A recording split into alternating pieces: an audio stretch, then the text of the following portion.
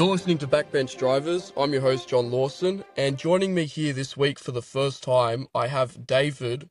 Now, David is very, I'd say, one of our more unique guests that we've had on this podcast before, insofar as he is a party leader of a new political party, which is just getting its start here.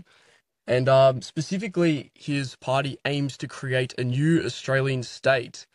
So if any of that sounds interesting, stick around and we'll learn about David's project here. But before we get too far into it, David, welcome to the podcast. Would you like to introduce yourself and tell us about your political journey to where you are today? Yeah, no, thank you very much, John. I'm very pleased to be here. My name is David Landini. I am the president of the Riverina State Group. The Riverina State Group is a work in progress. The concept of the group was initially started probably a few years ago, about 4 years ago. Then, unfortunately, we had the COVID restrictions and lockdowns and all those sort of things, which really made progress very, very difficult. But since that's all ended, the Riverina State Group has really ramped up, I would say ramped up or accelerated activity.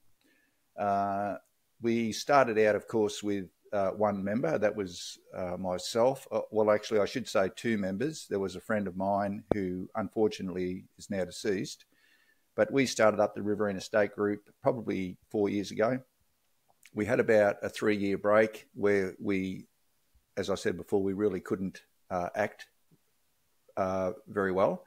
But over the last probably year or year and a half, we've really accelerated. And at the moment, the Riverina State Group has 1,250 members. We have it's a semi-formal group at the moment because it is a work in progress, but we are actually recognised by the New South Wales Electoral Commission as a party already, which I was a bit surprised to find out, but they actually informed me of that. So, but we're an unregistered party. But the project at the moment,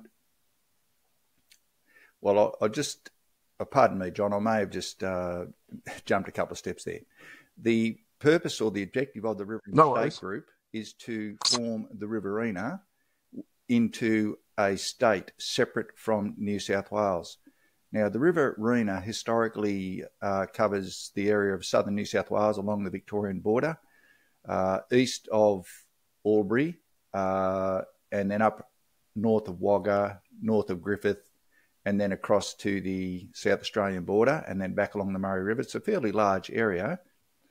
But this project not only includes what's historically the New South Wales Riverina, but also includes some areas of northern Victoria, particularly the irrigation areas of northern Victoria. And the reason for that is southern New South Wales, or the Riverina and southern New South Wales, has a lot in common with northern Victoria. We have very, very similar economies. We're very intertwined economically. And also culturally, we're very, very similar as well. So at our first official Riverina State Group meeting, there are actually some young men from Victoria who immediately said that they should be in this as well. And as far as I'm concerned, I think they should be too. But I remember at the time I felt that, gee, that's sort of double the size of the project. But it is absolutely necessary that we, certainly the Riverina section of New South Wales separates from Sydney. And it's also very important that the areas of northern Victoria separate from Melbourne.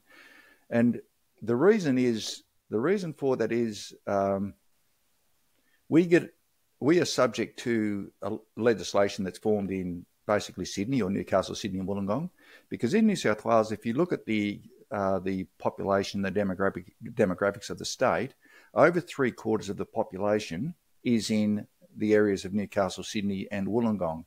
Now, there's 3/4 of the population, and of course, politically that translates into over 3/4 of the politicians as well, because, as you know, the New South Wales Parliament has 93 members of the Legislative Assembly, based on elected from electorates based on equal population.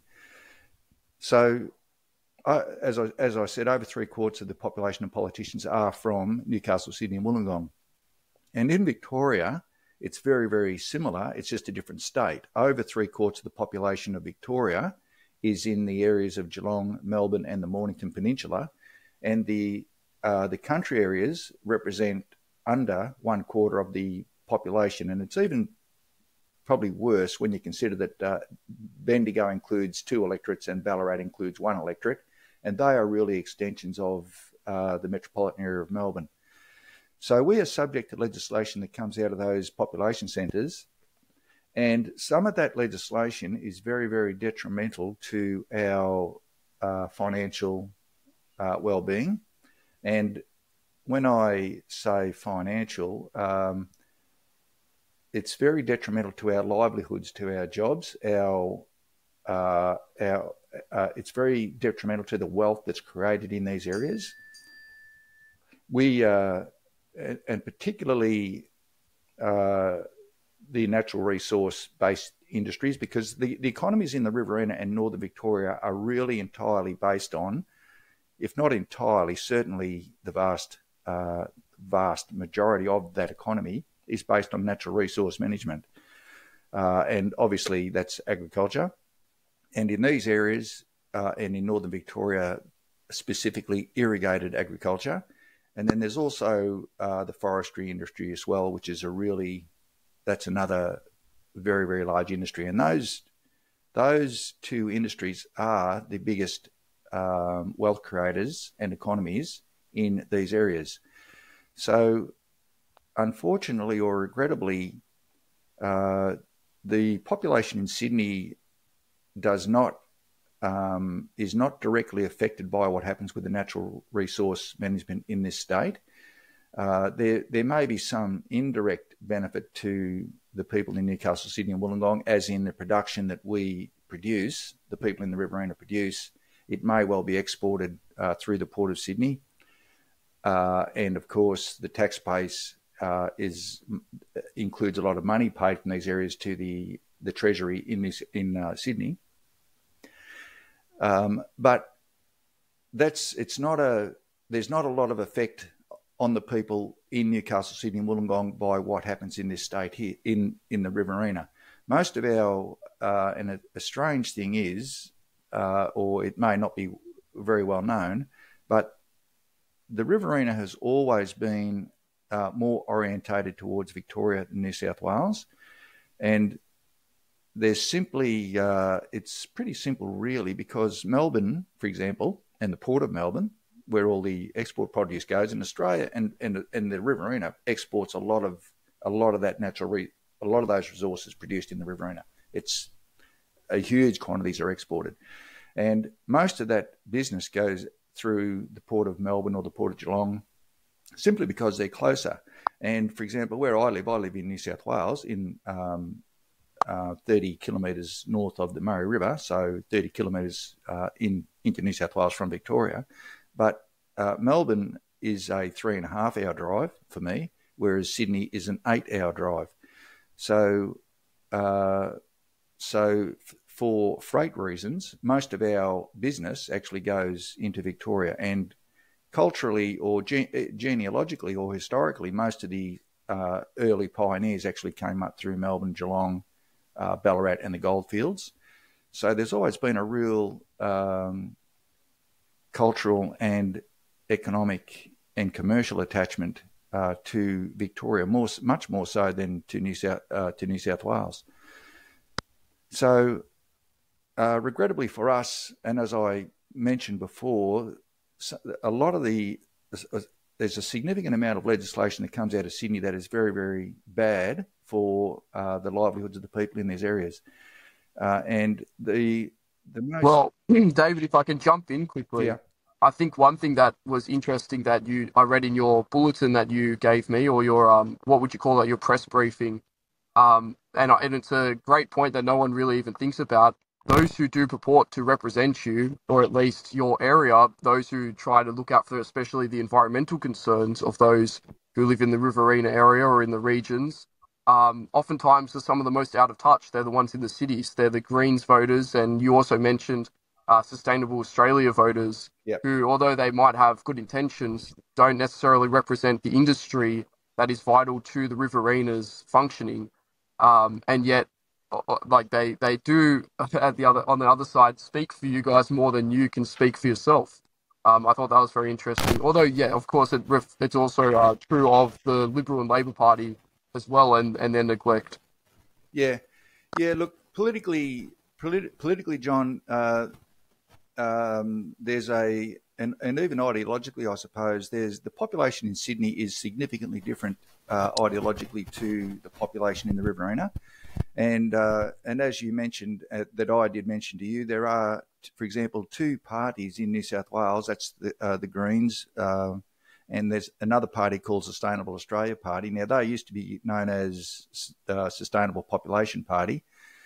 And both those parties are ideologically opposed to the industries that our livelihoods depend on. Now, the problem we've got is because New South Wales is dominated and insurmountably dominated by the population of politicians in Newcastle, Sydney and Wollongong, there's decisions made in the New South Wales Parliament that we really can't affect. And I've sort of digressed or jumped ahead a little bit there, but for example, there's more people in New South Wales who voted for the Greens and the Sustainable Australia Party. Now, I would say probably 90% of those voters are in Newcastle, Sydney and Wollongong. They're certainly not in the country areas of New South Wales. But there's more people that voted number one in the Legislative Assembly for those two parties, and I think the number is 556,000. Now, that's more voters than the entire number of voters west of the Great Dividing Range. Now, that's a staggering number. That's more than every single voter west of the Great Dividing Range, and I'll even add on to that the electorates of Eden Monaro and Bega as well. So west of the Great Dividing Range, and then turning right along the southern end of New South Wales, there's less voters in that entire area than simply the people who voted number one for those two parties. And politically, unfortunately, and I don't know what listeners may think of politics and so forth, but I did have some experience in the National Party, and it was probably pretty disillusioning, really. Disillusioning in a way, but it was a lesson in reality that it was, whether I liked it or not, it was a lesson in reality. And politics, and if I just want to sum it up in one very, very short statement, politics is numbers. And if your party or your issue, if you have the numbers, you will succeed. And if you don't have the numbers, you will fail. And in my opinion, all the rest, the speeches and the whatever else people might want to do, to me, I've just found that that's really only theatre. And ultimately, the decisions are based on the numbers. And in our case, with the fact that any politician that wants to get elected in Sydney has to take into account the huge number of people, the 556,000 people that vote for parties such as the Greens and the Sustainable Australia Party.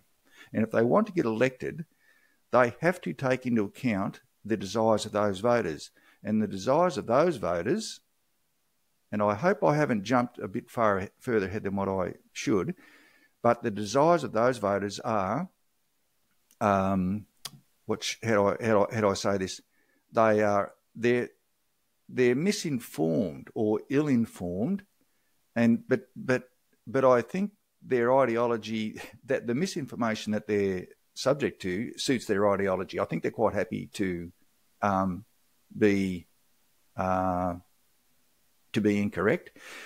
But the most obvious the problem that we have is that these parties and people insist on what they call environmental issues, and probably the biggest environmental issue is what they consider the health of the Murray River, and they consider the health of the Murray River sort of measured in how much water remains in the river naturally and how much is taken out for irrigation.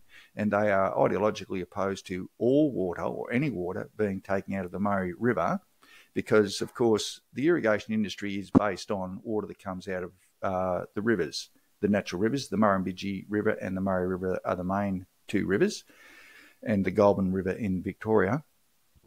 So they insist that eventually no water is taken out of out of those rivers. Now that affects rural production massively in these areas, and our jobs are based on rural production. If that production is ramped up, it creates a lot of jobs, creates a lot of employment, and keeps people in the area and brings new people into the area, which is really, really good. But if, as New South Wales is doing at the moment, if they take the water out of the area, it takes the wealth creation away, takes the jobs away, and takes the people away. And when the younger generation, when they finish school, there's no job. So it's real life that a young man, particularly a young man, has to have a job. So if the jobs aren't here, the younger population goes. And the younger population is leaving. And the regions are being hollowed out all throughout the country. All throughout the country. As a result of these sorts of practices. Yeah, all the younger population is the population that leaves. We're left with an older population, an older retired population who aren't dependent on wealth creation. They're dependent on their age pensions. And then there's a slightly younger population that's established with their industries and so forth, but it is being hollowed out, and the hollowing out is the younger population. So that's really, really bad. Now.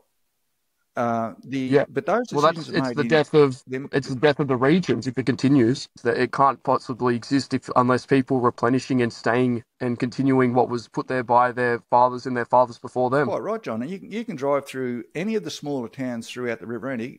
Anyone, take your pick. Drive through any of them. The picture is all the same. You can see that there's what's the word? I can't quite get the word. There's a degeneration in the infrastructure in all the towns. You can just see that they're not fresh. There's some dilapidation. There's a lot of vacant shop fronts and business fronts and so forth through all the smaller towns. Some of the larger towns like Wagga or Albury, which receive a lot of federal and state government funding via, for example, hospitals and universities. And in Wagga's case, there's an Air Force base, an Army base, and the main campus of La Trobe University. So they are huge state and federal government employers. But once you go out of those larger towns into the smaller towns, they are all declining in infrastructure, wealth creation, infrastructure, and population. And the problem that we have is that these decisions to take the water away, for example, and with the timber industry, there are increasing restrictions placed on the timber industry, and a lot of those, and on top of that, there's the creation of national parks in otherwise productive areas, and all these things, such as the creation of national parks, takes out the wealth production and takes out jobs continually. Now, this suits green-oriented voters in Newcastle, Sydney and Wollongong, but it certainly doesn't suit us. But because New South Wales has a huge concentration of population and politicians in that area, it doesn't matter what we say or do, or what our representatives present or debunk or debunk the claims that are made by the New South Wales government. It doesn't matter. It doesn't make any difference. And unfortunately, the problem is politicians are subject to politics. And part of my disillusionment was that I concluded that politicians they're actually not on our side. They're actually on their side, and their primary objective is to get re-elected. And to get re-elected, they have to appeal to voters, and the voters are in Newcastle, Sydney and Wollongong. And as I said before, there's a huge number of people who vote for parties such as the Greens and Sustainable Australia Party. Now, listeners might think, well, that's not the Liberal Party and it's not the Labor Party, so that shouldn't affect you. But it does, because both the Liberal Party and both the Labor Party and the National Party, which is attached via coalition to the Liberal Party, if they want to get elected in Sydney, particularly the Liberal Party and the Labor Party, any of those candidates, they have to appeal to Green-oriented voters as well. Otherwise, they won't get elected. Otherwise, a huge proportion of otherwise Labor voters will vote Green, and a huge proportion of otherwise Liberal voters will also vote Green. So the Labor Party and the Liberal Party have both reached over and moved all their policies toward Green-oriented type policies, because they have to. Otherwise, they won't get elected in that metropolitan area.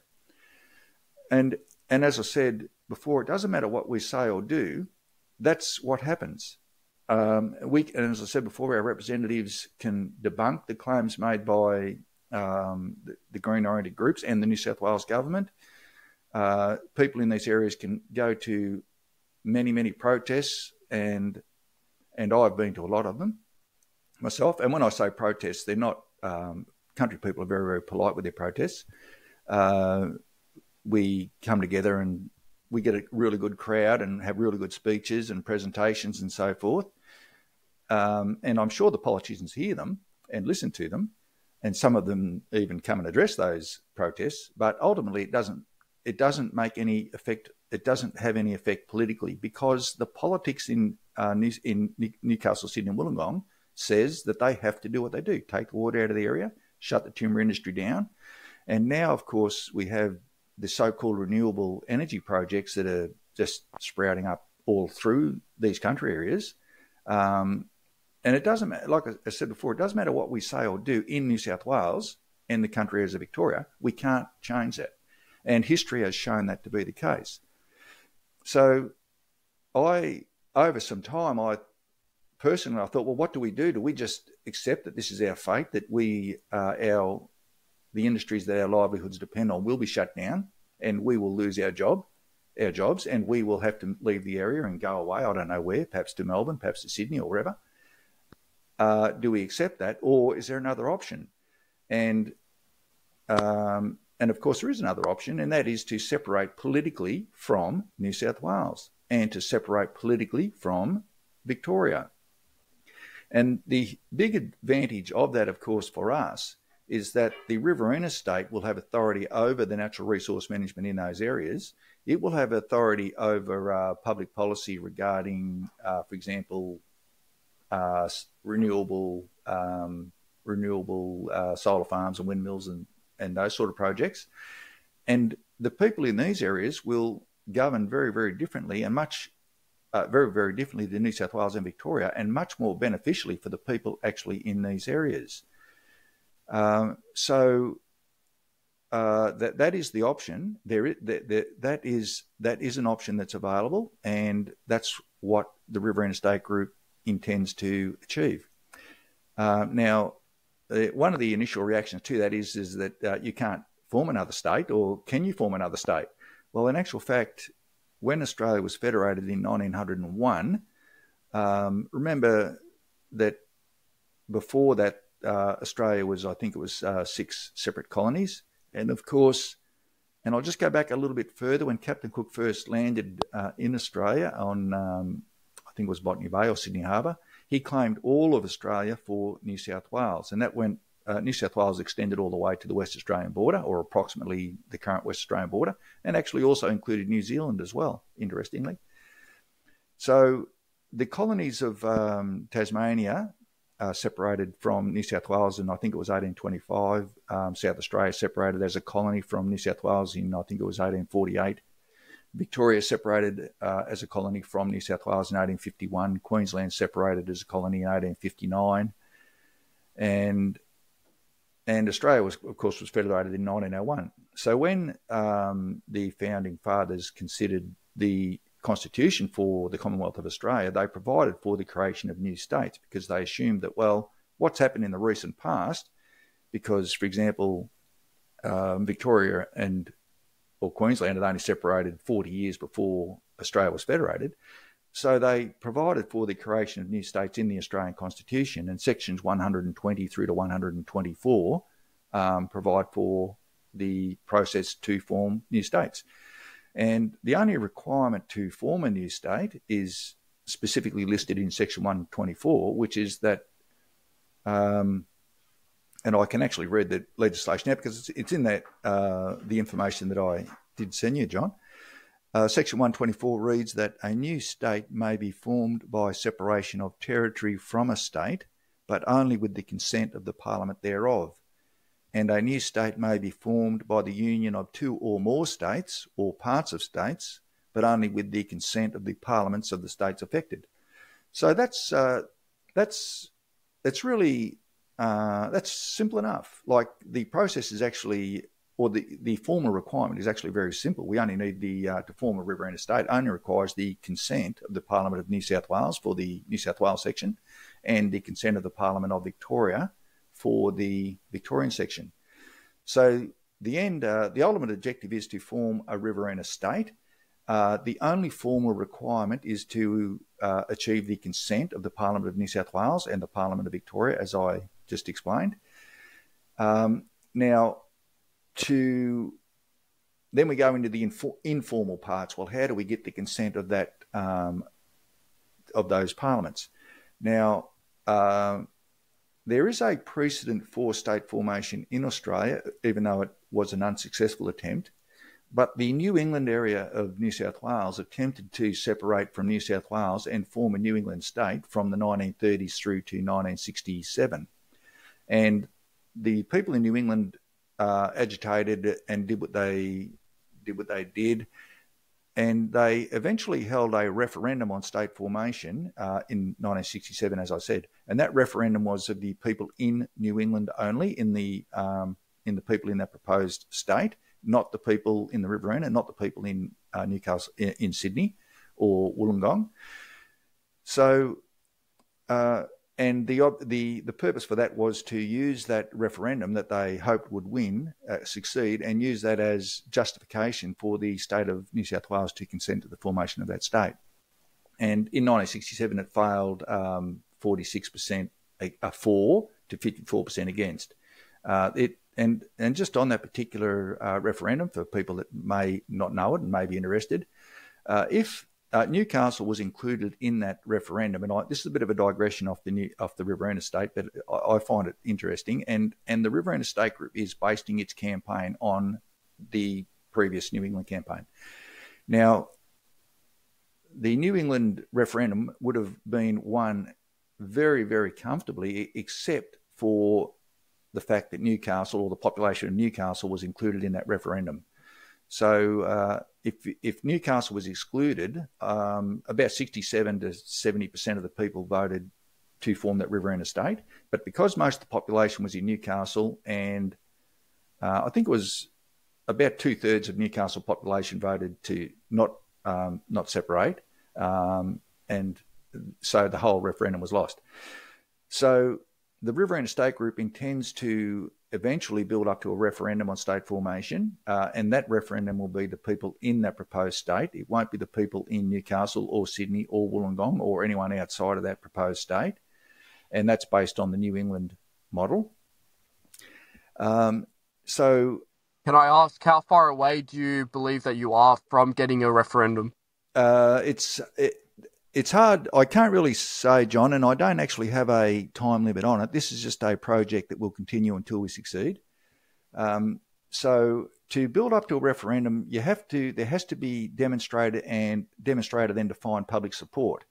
So prior to that, and this is where the Riverina State Group is at the moment, the Riverina State Group is in the process of registering a party called the Riverina State.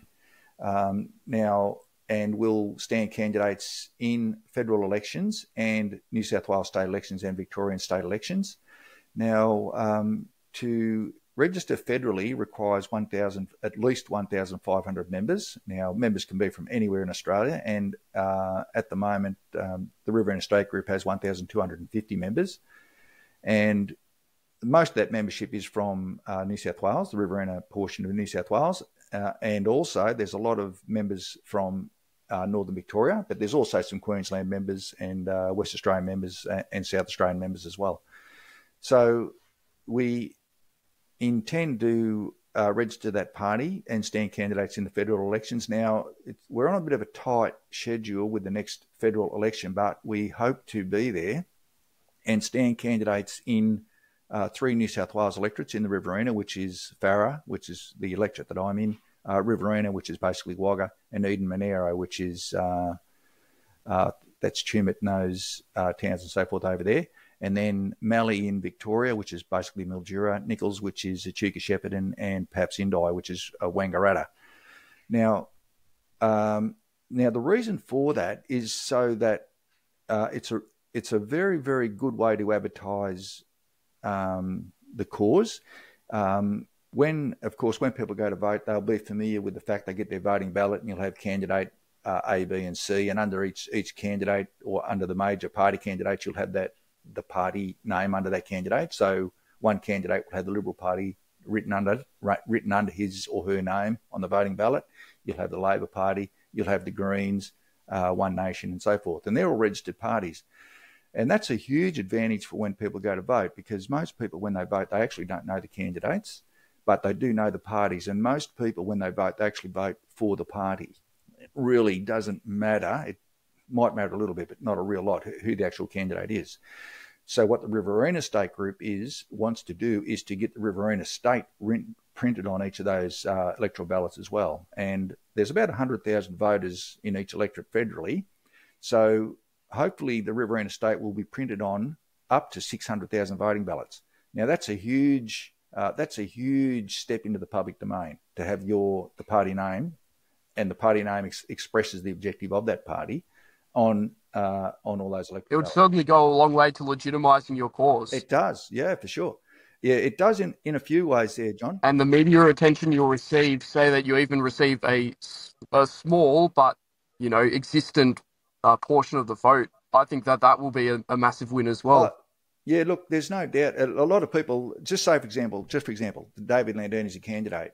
David Landini, people get the voting ballot. David Landini, who's that? Probably an independent, I don't know. I'm not even considered.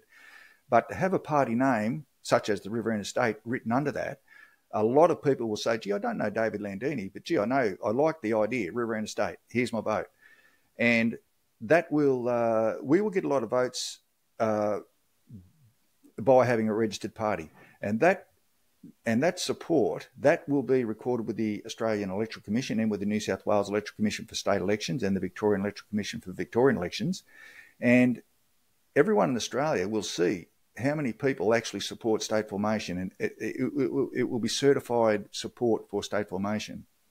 Now, I'm not going to say that we will get candidates elected, but I'm sure that we will get a lot of people.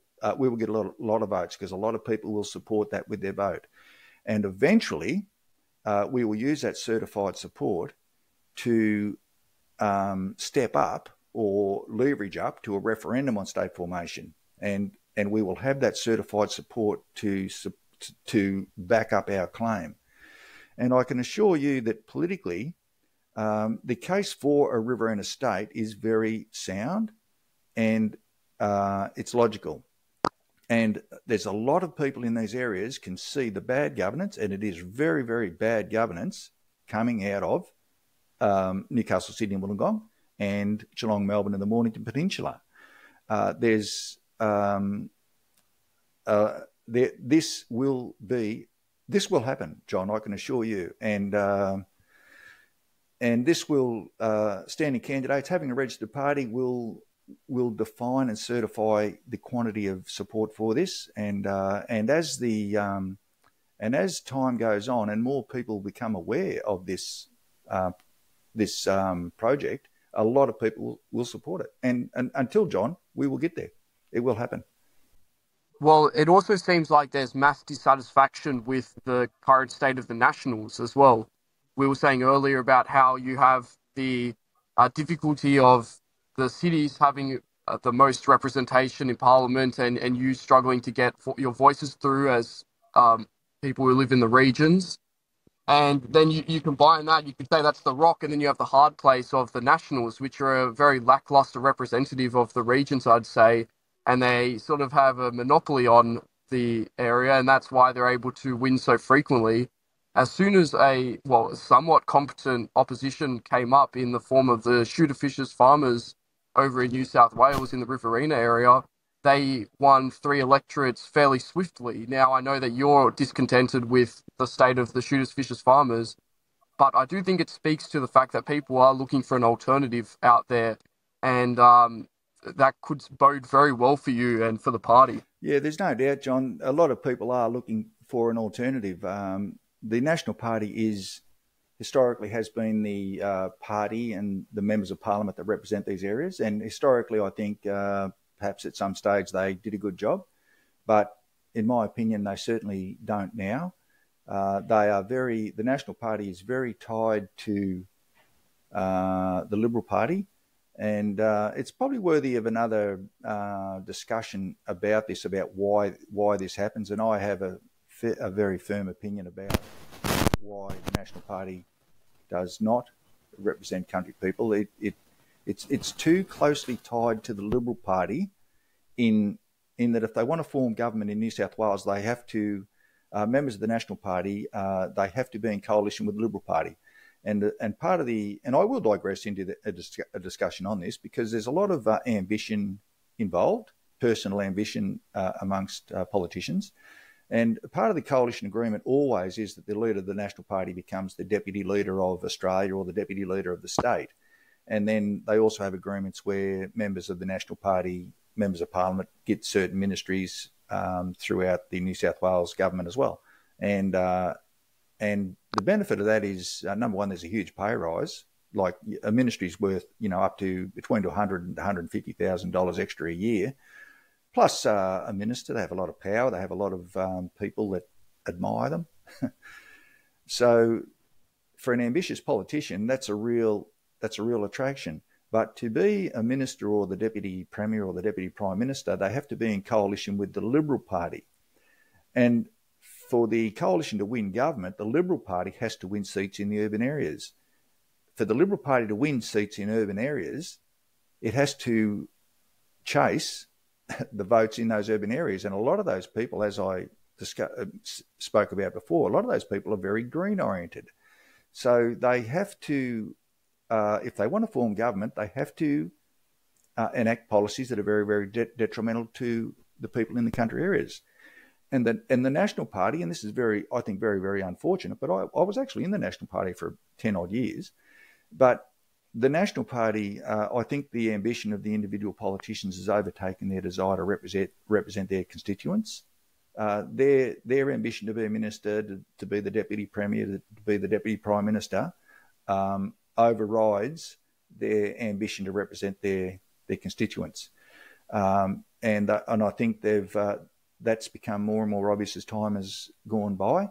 And as you said, John, now I can't remember the exact election for the other electorates, but the Shooters, Fishers and Farmers Party won the seats of Murray, which is where I am, of course, and Orange and Barwon. That's over 60% of the area of the state was lost by the National Party and won by the Shooters, Fishers and Farmers Party candidates. And of course, just on that particular issue, it was the Shooters and Fishers Party, which is mainly along the coastal areas of New South Wales. But when the candidates for election wanted to stand as Shooters and Fishers candidates, they persuaded the party to put farmers on as well. So it became the Shooters, Fishers and Farmers Party, and that appealed to a lot more people in the country areas. And those candidates were elected as Shooters, Fishers and Farmers candidates. Of course, there's been some sort of fallout in the Shooters, Fishers and Farmers Party, and I don't know the ins and outs of it, but those three members of Parliament have actually ditched the Shooters, Fishers and Farmers Party, and they're all actually independents now. But they're all re-elected as independents. So, and that does show a real disenchantment or a recognition that the National Party actually does not it does not represent country people, and it actually has no intention of representing country people. And that might sound a little bit hard, but if anyone who thinks the National Party is very, very good, well, you tell them that to start to represent their constituents, and they will and people will respond with their vote. But at the moment, I would just recommend entirely that the established parties in the coalition, we have to realise they're actually not on our side. I mean, we know the Labor Party's not on our side. I don't want to be rude, and I don't want to upset anyone's politics, but we know they're not on our side. But the thing about the coalition is, historically, people in the country have thought that these people are on our side, but the reality is they're not. And we have to understand that and recognise that. Well, just as one example, the Nationals and the coalition have overseen the speculation on water in the regions, and that's involved a lot of international buyers coming in and swooping up large quantities of water, which is kind of unconscionable to anyone that has any sort of a nationalist perspective, that our water would be owned by foreign nations or investors from foreign nations. And that's just the beginning of it. I mean, what about the mines and the various other resources? Yeah, the Water Act 2007, which was the act that introduced the Commonwealth Control of Water, Water Act 2007, that was introduced by the coalition government, the John Howard, Tim Fisher coalition government. It's the worst legislation that people in these areas have ever suffered under, and that was introduced by the coalition, who are meant to be on our side.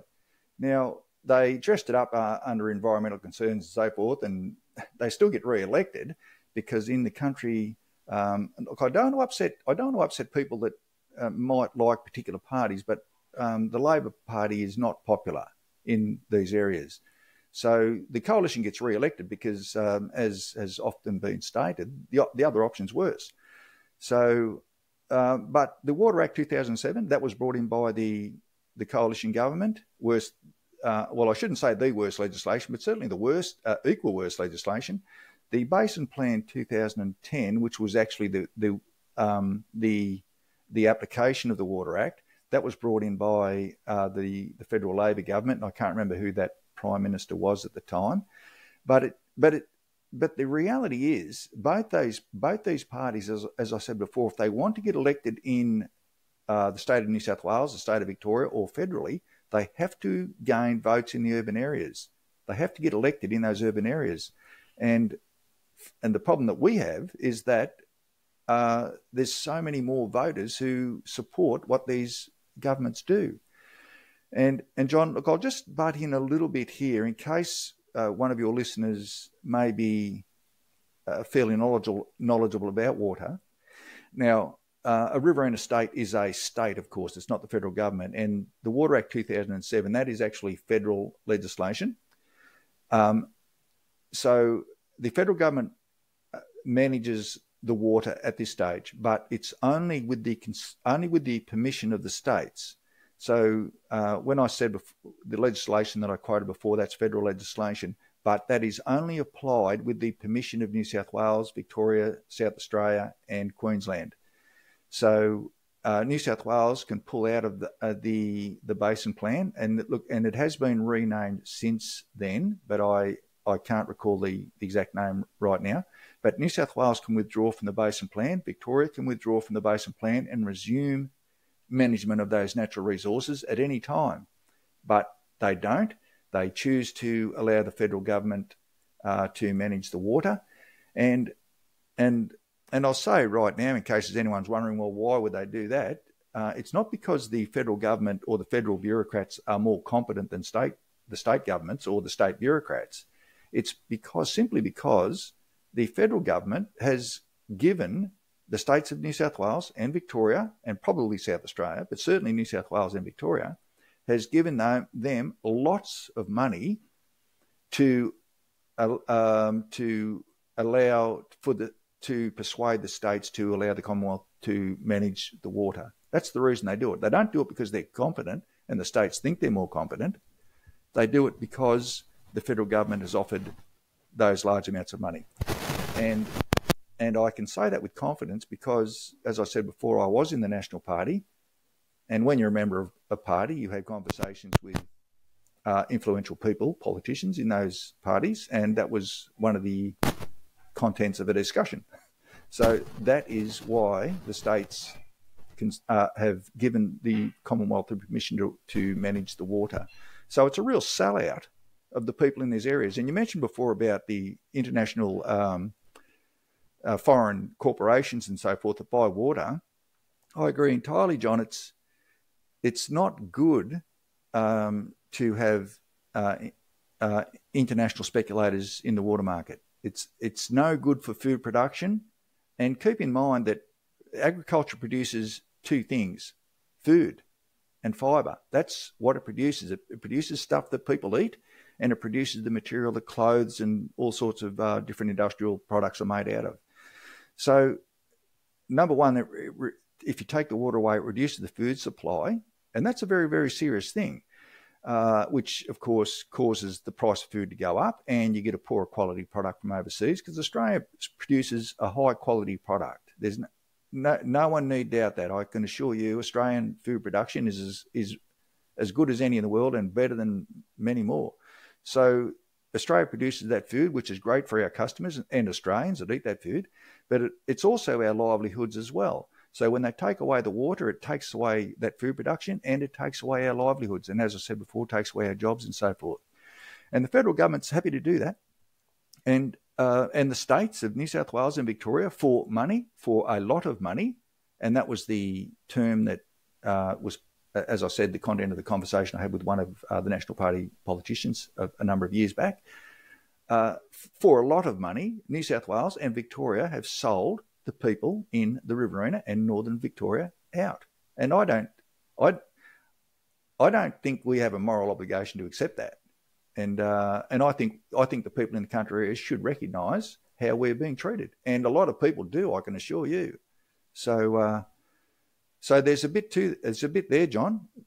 Yeah, and as you said before, well, there's a reason why you've had so much positive response to your idea. Oh yeah, sure. You've got nearly enough signatures to register the party officially, and I hope that this interview helps you along that way to getting to that 1,500 number that you need.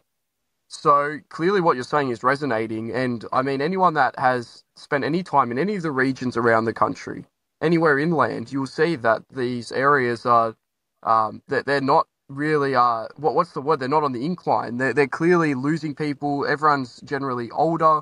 A lot of it looks quite run down, in all honesty. There are beautiful areas within the heart of our country, but unfortunately, I don't think it is what it once was, and I suppose the only way to go back to that is, like you're saying, to have a government, for example, a state government, like you're proposing, that focuses exclusively on the betterment of the country there and of the people that live within those bounds. So what you're proposing makes, I think, perfect sense.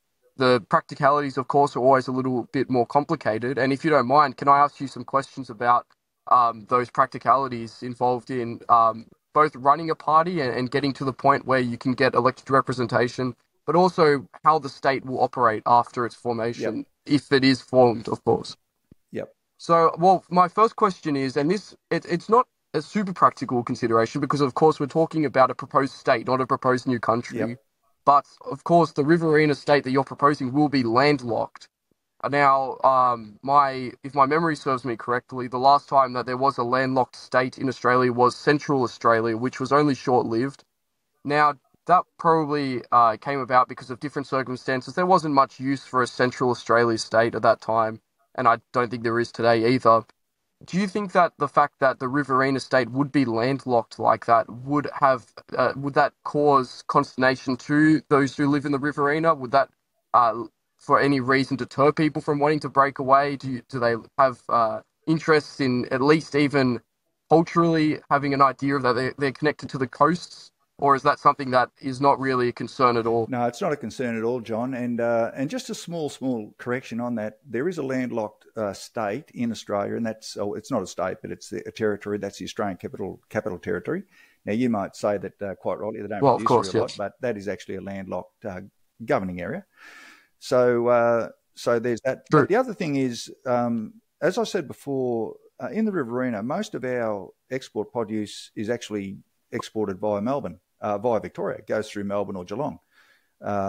So we're in New South Wales, and our produce is exported via the ports in Victoria. So the precedent's already there for interstate exports. And of course, in the New England area, most of their produce is exported through the Port of Brisbane, simply because Brisbane's a lot closer than Sydney. And just on that, most of the produce from Western New South Wales, for example, Broken Hill, that's exported via Adelaide or Port Adelaide. So there's already a lot of material produced in New South Wales that is exported via different states. And Australia actually has in its constitution, now I will guess here, but I think it's section 92 of the Australian Constitution, which prohibits interstate barriers to trade and commerce. So a state cannot erect barriers to trade and commerce to any business from another state, and that's how Australia is. And the practical the practice at the moment is that, as I said before, there's a lot of material that is exported via different states. The Riverina State will not affect that business at all, and I can assure you, the Port of Melbourne will certainly want to continue that business. There's a huge amount of material goes through that port, and that will continue. The people in Melbourne, the Port of Melbourne, they'll want that business, and we want to use them as well. So that won't be a problem, John, not at all. Fair enough. And I've got another question on the practicalities. What would be some of the ways that you would go about revitalising the Riverina itself, say, once you have a state or once you have elected representatives? It seems like economically you're going to need a big boost. You're going to need a couple of other things to be considered a true self-operating state. You've talked about your exports just now, but would you be able to develop other forms of industry that those on the coasts rely on, a more complex economy than just resources? John, I would personally just ensure that the industries that we have at the moment are allowed to grow and prosper, which they will. That would be the first thing, just to stop the suppression of these industries that's happening at the moment. So I would just introduce good governance to begin with, to ensure that our existing industries continue and prosper. So I would do that to begin with, and that would be number one, the water. We would ensure that the water doesn't go out to sea. It's used productively, responsibly, of course. Now we have there are already interstate agreements where certain quantities of water are available to each state, and that includes South Australia as well, and we would fulfil those obligations. But the increasing obligations under so-called environmental flows, where we just lose water and it ultimately just flows out to sea in South Australia, that will stop. We will keep the water, we'll keep it and use it, make sure it's used productively. That will create wealth, create jobs, keep the people here. And then, of course, the timber industry, again, we would revitalise that as well. And of course, in Victoria, the Andrews state government there, I think it was a year or so ago, brought in a total prohibition on any native timber harvesting. Now, I'm sure the people in Victoria would be very happy to see that prohibition go. And I am quite confident that in a Riverina state, prohibitions like that will go by the wayside. And of course, people in the urban areas might think, oh, well, that doesn't sound very good. You're going to cut all the forest down. It's not how these industries have ever worked. They've always worked on a regulated basis. So, for example, in state forests and so forth, there's no clear felling. There's selected regulated harvesting, and the forest still grows plenty of trees, and there's significant amount of timber taken out of that forest as that forest grows. So that management will continue, that responsible management, but the wealth creation will be restarted, and the jobs, of course, and the people. So that's very realistic. And just on that, John, I'm not a, I'm not, I really don't think, as far as new industries go, I'm really confident that politicians are not good judges of what industries should be promoted and what shouldn't be. Politicians have a really bad history of trying to pick winners as far as industries go. I would not be inclined to try and pick a winner or try to establish an industry myself, but I would certainly make sure that the framework that enables the start-up of new businesses, the start-up of new industries, that occurs, that the regulatory burden would be minimal, so that entrepreneurs with good ideas and productive ethics, they would be very, very welcome in any state that I had any influence in the governance of, and we would create the wealth. And ultimately, John, it comes down to what's good for the people in that state. And there's a few fundamental things that are required, and that is, you want to live somewhere, particularly the younger population, particularly a young man, he has to have a job. To have a job, you've got to have wealth creation. And I would ensure any governor, any state that I'm involved with, would ensure that wealth creation occurs. And consequently, the jobs, and consequently the population of people can stay here. Yep. Yeah, that's I think that's definitely realistic. I've got some other further questions about the process by which you're going to get to the point of establishing a state, which would be your party and the political process that you're engaging in at the moment. Can you tell me what's it like at the beginning stage of starting up this new political party? As I understand it, you do most of your recruitment of new members just speaking to ordinary people on the streets when they go to do their shopping, etc. And you've had a lot of success by this. It doesn't seem like social media or online promotion has been your main avenue of finding new people. Is it a mainly in real life party, or if I can use that term, or how have you gone about establishing it and setting up the rules for your party, David? Yeah, that is right, John. The Riverina State Group does have a lot of social media platforms. There's a website, for example. I'll just run a few off. There's a website called the riverinaState.com.au. There's a Facebook page. There's a Telegram page. There's a Twitter page, or a Twitter account, an Instagram account, and a TikTok account. And they're all under the name of the Riverina State. So if you go onto any one of those platforms and just type in the Riverina State, that'll bring up the Riverina State information. But all the links will be in the description.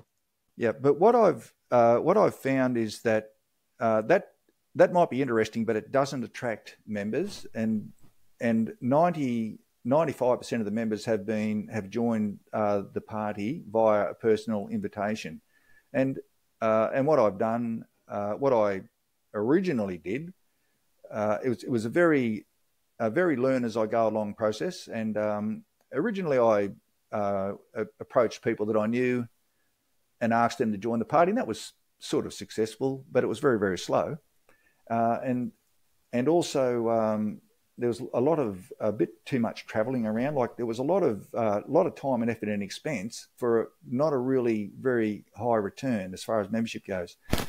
So what I found the most effective way to get members, and the immediate objective is to get members of the Riverina State Group so they can register this party. We need another 350 members ASAP. So I eventually come to the method, and actually it was one of the Riverina State Group members in Hay who initiated this.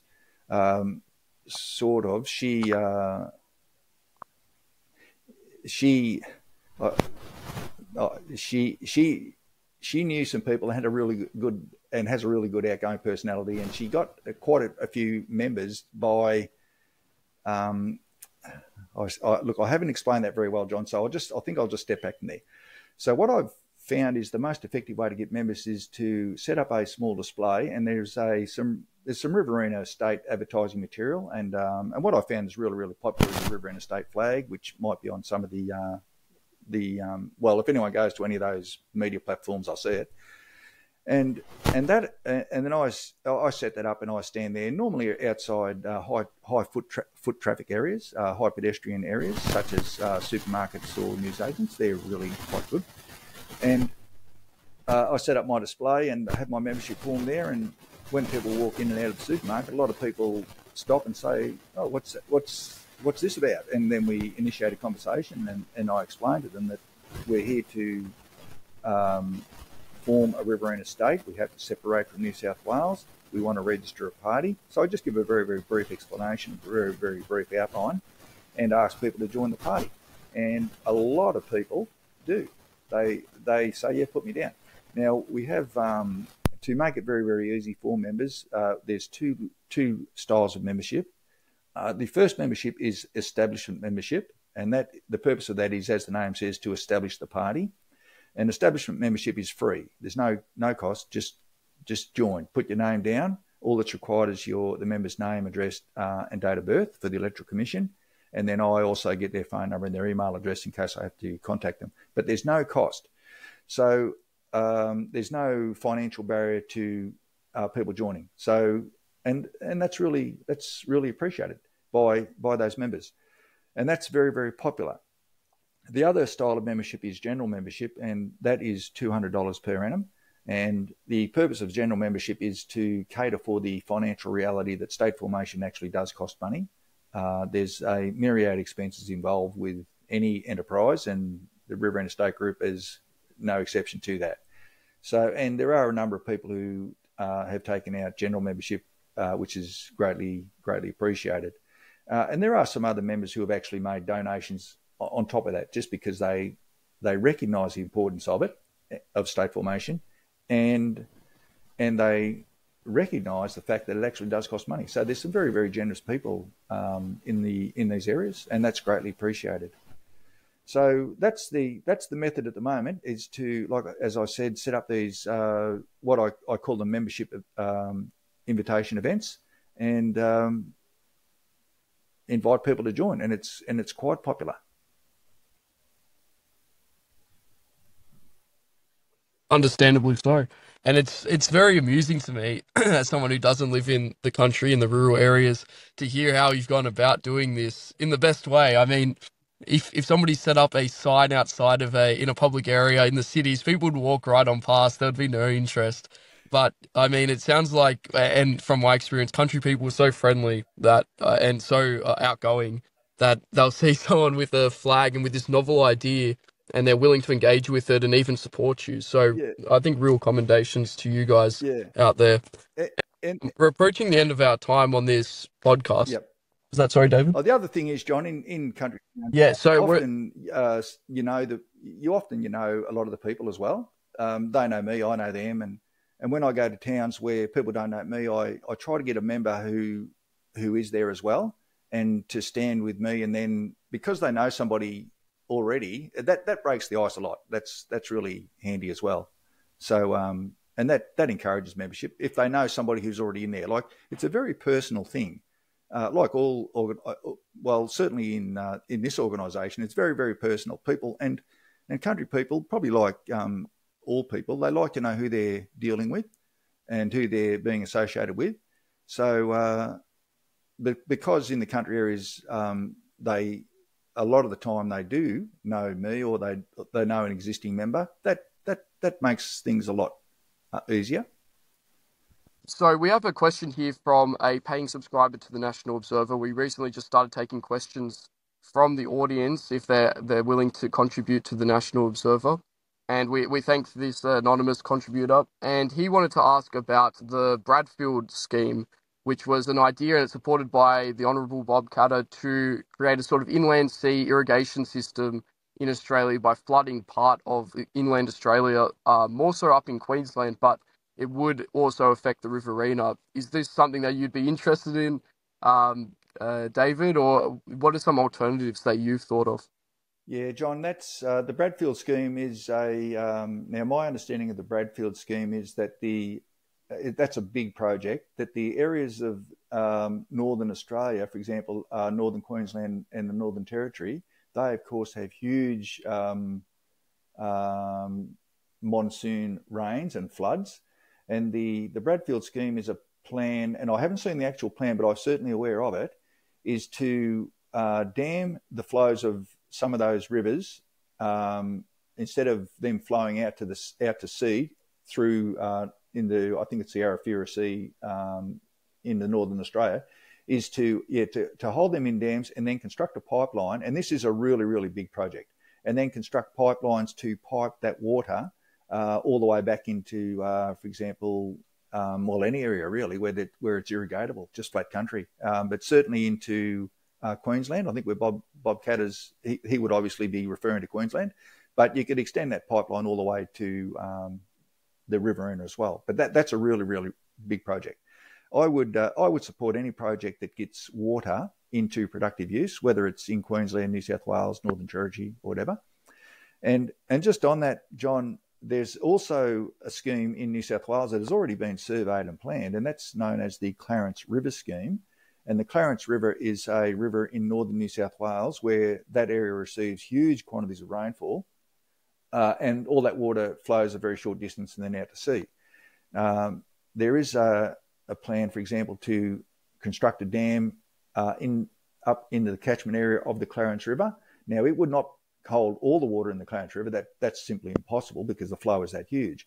But hold some of that water and then construct a tunnel and a pipe through the Great Dividing Range. Now, these are not big jobs, and this has already been done in the Snowy Mountain scheme. There's already a pipe system which captures some of the water that would normally flow out to the coastal areas off those rivers, but it's piped back inland and eventually into the Murrumbidgee River. So Australia's already got the Snowy Mountain Hydro scheme that's already there. So the Clarence River scheme, that is a very, very viable project. And so capture that water and then pipe it across to the headwaters of the Darling River, which is not very long. And then that water would flow down the Darling River, and there would be so much water, we'd absolutely would not know what to do with it for a large number of years. So any of those projects that put water back into the inland, John, the Riverina State Group and Party and State would certainly be very supportive, if not initiate those projects as well. Having too much water sounds like a good problem to have. Water is such a great thing, John. Like the inland of Australia and the Riverina, where we are, like it's a really, really pretty area. But sometimes we have droughts, and it is deadly. It is so deadly that even the wildlife dies, and that's serious. Like for example, even the snake population dies. We had what's called the millennial drought from 2000 to 2010. Now there were a couple of years in that time period where there was reasonable rainfall, but the other 8 years were really, really dry. And it was that dry that even the reptile population died. It was amazing. So that's how bad it can get in Australia. But the population was still here because we still had water in Hume Weir, Dartmouth Dam in Victoria, and Burrinjuck on the Murrumbidgee. So we still had a water supply. But without that regulated water supply, we would have been in dire straits. So water is it's just it's really hard to describe, John. It certainly should not be not appreciated. Yeah, absolutely. Now, we're approaching the end of our time here on this episode.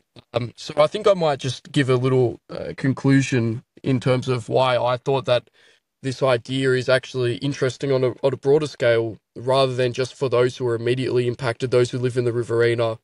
And that is that, well, for many of the listeners to this show and for myself, we come at national issues and issues within our country from a nationalist perspective, or a very conservative religious perspective. And this means that when we look at the things going on in society today, whether it be a lot of the moral causes, for example, abortion, same-sex marriage, various other things like that, or the national issues, which include immigration and the selling out of our country and the various issues caused by globalism, we can often feel like that where we struggle to find representation in politics to actually represent our issues.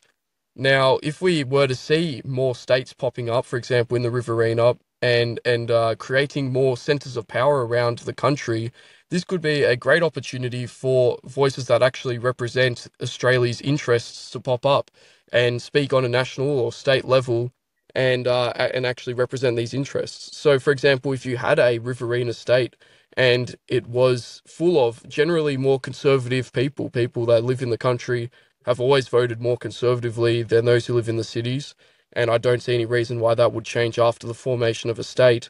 This could be a great way to have a bulwark against some of the worst changes happening to our country.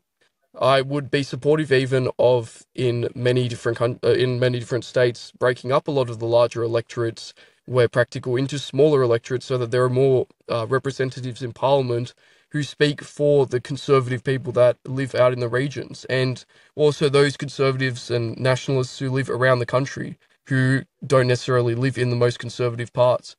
So that's why it interests me, and I would be I would be in favour of a Riverina state Yeah. popping up and any other similar projects that are realistic, because of course there are always a couple of kooks who want to break away and form their own country, which it might be amusing, but I don't think that necessarily is going to lead anywhere. Whereas David's project here is very realistic, it's Yeah. well thought out, and it's clearly got a lot of backing behind it from ordinary people that live in these Yeah. areas. Can I just So that's why it interests me on a as a person who doesn't live in the Riverina. Did you say something, Yeah, Dave? just one thing there, John. Now, what I and other Riverina State Group members don't want to do is recreate the same problem in the Riverina that there is in New South Wales and Victoria.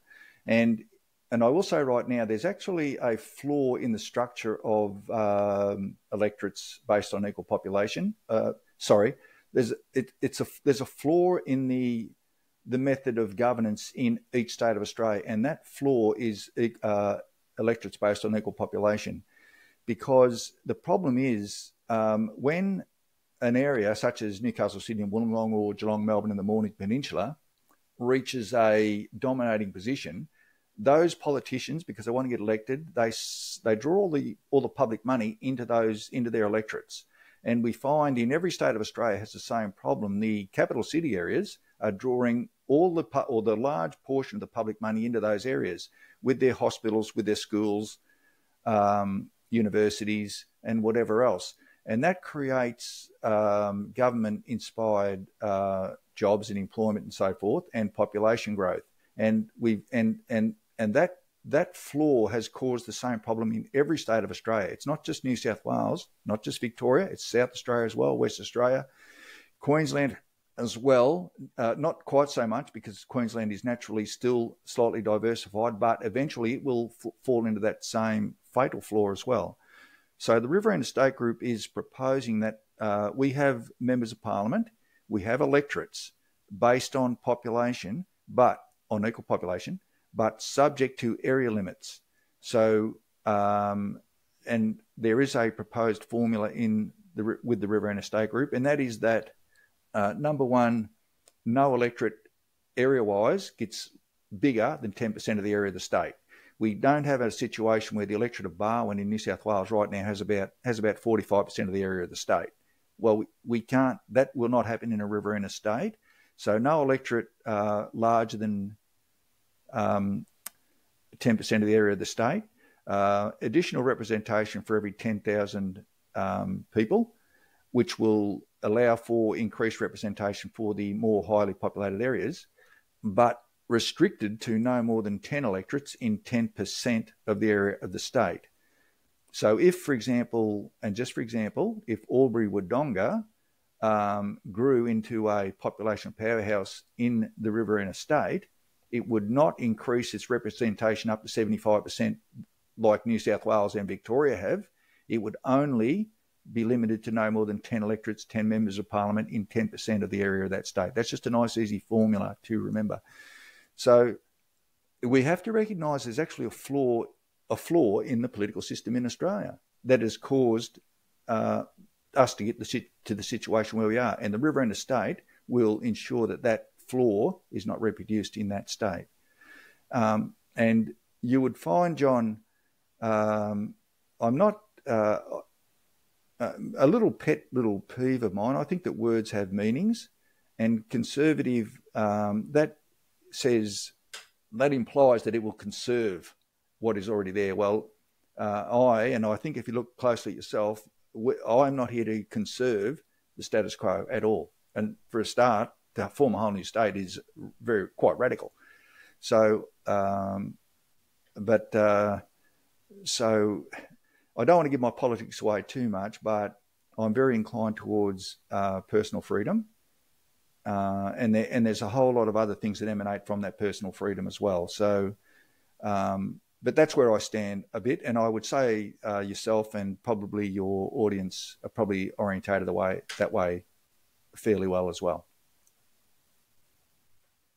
Certainly. Perhaps right wing would be a better descriptor, but I think conservative does pretty accurately describe those who live in a lot of the rural areas. Yeah, voting, it's a media term that's quite popular, but my personal thing is please don't call me a conservative. No, I'm certainly more. You're a radical. We need a big improvement, and to me, you're going to bring about a new Australia. We have to bring around a new Australia, a better Australia for the people in that country. And I think at the moment, Australia is not. And Victoria is a really good example of that, where Daniel Andrews, when he was Premier, he created the illusion of wealth and prosperity in Victoria by borrowing money. Now, there was a lot of employment in Victoria, a lot of infrastructure, construction and so forth, but it was all built on debt. And of course, I don't know what Victoria's total debt is, but I believe I don't know the actual number, but it's the equivalent of New South Wales, Queensland and South Australia all put together is equal to Victoria's public debt. So that's what's the word? It's a fake economy. It's a delusional illusion of prosperity. And now, of course, Victoria, their debt problem is so bad, they pay, I think it's $27 million per day in interest, not on capital repayment, but in interest. And of course, Dan Andrews, when he couldn't borrow any more money, he did a runner. I mean, the man, I don't have any respect for Daniel Andrews. I don't have any respect for him at all, to be quite frank.